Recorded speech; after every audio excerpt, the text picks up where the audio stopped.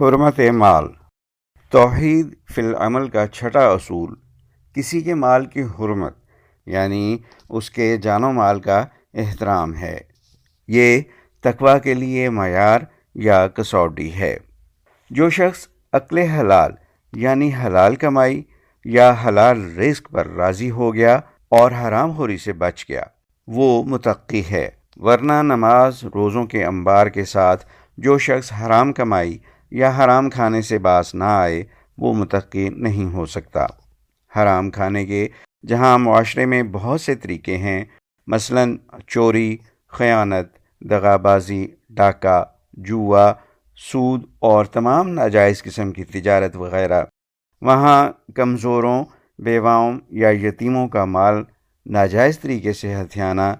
اور اس کو استعمال کرنا بھی حرام ہے۔ حضرت عبداللہ بن عمر رضی اللہ تعالی عنہ بیان کرتے ہیں کہ آپ صلی اللہ علیہ وآلہ وسلم نے طواف کعبہ کے دوران خانہ کعبہ کی طرف دیکھا اور فرمایا، اے کعبہ، تو کتنا عمدہ ہے، تیری خوشبو کتنی پیاری ہے، تو کتنا عظیم ہے، اور تیری حرمت یعنی مقام اور مرتبہ کتنا زیادہ ہے۔ قسم ہے اس ذات کی جس کے ہاتھ میں محمد کی جان ہے، مومن کے جان اور مال کی حرمت اللہ کے نزدیک تیری حرمت سے زیادہ ہے، اور ہمیں مومن کے بارے میں نیک گمان ہی رکھنا چاہیے۔ اس حدیث سے بالکل واضح ہے کہ کسی مومن کا مال یا جان ناجائز طریقے سے ہتھیانا اللہ کے ہاں کتنا بڑا جرم ہے کہ خانہ کعبہ جو قیامت تک مسلمانوں کا متبرک ترین مقام ہے، اللہ کے نزدیک مومن کی جان و مال کی حرمت اس سے زیادہ ہے،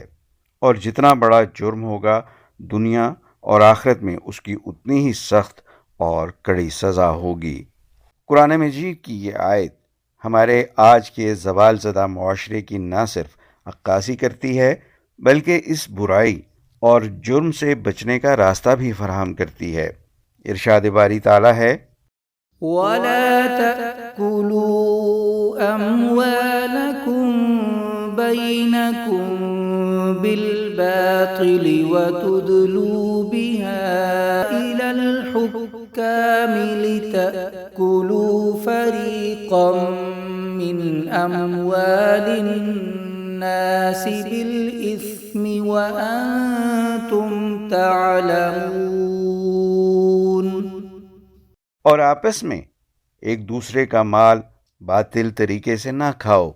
اور نہ ہی ایسے مقدمات اس غرض سے حکام تک لے جاؤ کہ تم دوسروں کے مال کا کچھ حصہ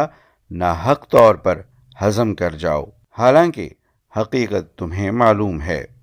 اس آیت مبارکہ میں خاص طور پر دوسروں کا مال ہڑپ کرنے یا ہتھیانے کے اس ناجائز طریقے کی اتنی واضح یا کلیئر نشاندہی کر دی گئی ہے جو کہ اس وقت ہمارے معاشرے میں ہر ادارے، خاص طور پر انصاف کی فراہمی والے اداروں میں سرایت کر چکا ہے۔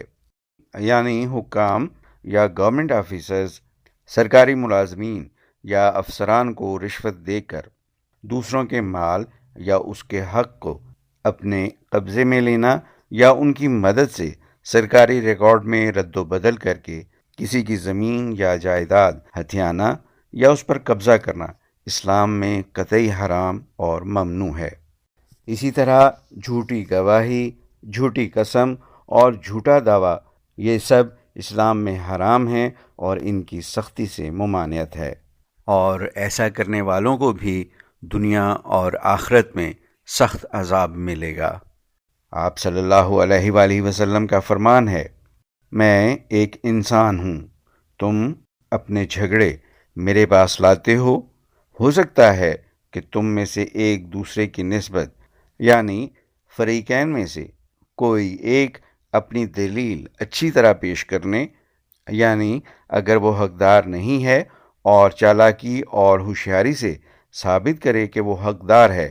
اور میں جو کچھ سنوں اس کے مطابق فیصلہ کر دوں، اور اگر اس کو اس کے بھائی کے حق میں سے دینے کا فیصلہ کر لوں تو اسے چاہیے کہ نہ لے،